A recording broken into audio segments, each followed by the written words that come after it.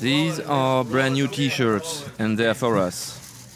Clean t-shirts, new shoes, symbols of a fresh life for these Cuban refugees. In Miami, a nonprofit gives them the basic necessities to rebuild their lives. We have telephone cards if you want to call Cuba. 24 hours ago, these men thought they would die at sea. They fled from Cuba aboard a makeshift boat, and it took them 3 days to reach the U.S.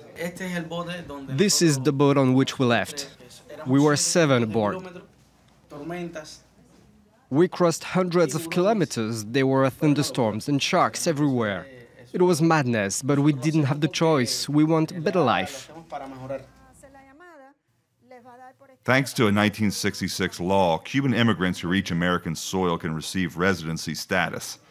With the reestablishment of diplomatic relations, many fear the end of this privilege.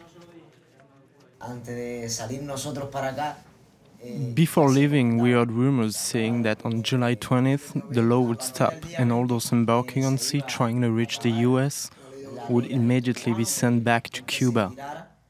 In the last 6 months, nearly 19,000 Cubans have entered the U.S. This is double from the same stretch of time last year. At the U.S. Border Patrol, they're trying to dispel rumors about new rules. If we apprehend Cubans, our posture has not changed. We still take those individuals into custody, and we process them in accordance with current regulations and current laws that have not changed at all. A State Department official told us that there were no plans to change Cuban immigration policy. That position may ease some of the anger toward President Obama's policy.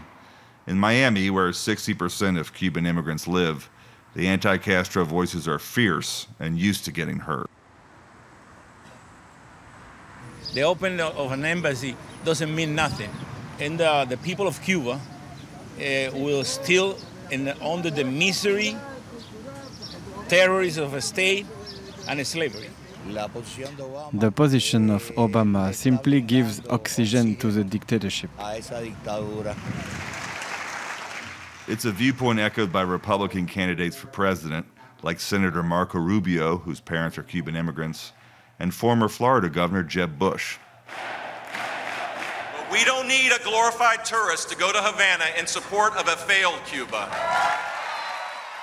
But for some more moderate Cubans, the opening of embassies makes it easier for families to reunite. Since December, this travel agency in Miami has seen a 15% increase in bookings to Cuba. It takes between 30 and 45 days for the visa. When do you want to leave? As soon as it's ready. For Cuban immigrants, getting a visa remains subject to a special authorization by the Cuban government. But the opening of embassies is easing fears. Born in Havana, this customer left the island when she was 6 years old. For the first time, she's preparing to return. Well, now I'm not so afraid to try it. Now I don't want to get stuck there. You know, I left there once as an immigrant. I don't want to get stuck there again. So now I feel like I'm going with the permission and the blessings of the American government. Even with the changes, the impact on Cuban Americans remains limited, especially when it comes to business. One group representing Cuban exiles described a discouraging meeting with Havana's Washington delegation. A young kid was the chief of the disinterest told the Cuban American investors, who of you have $10, $50 million to invest in Cuba? If you don't have it, we are not interested.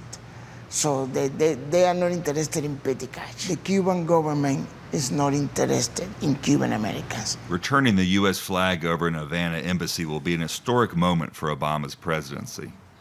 As for the 55-year-old trade embargo, only Congress can lift that.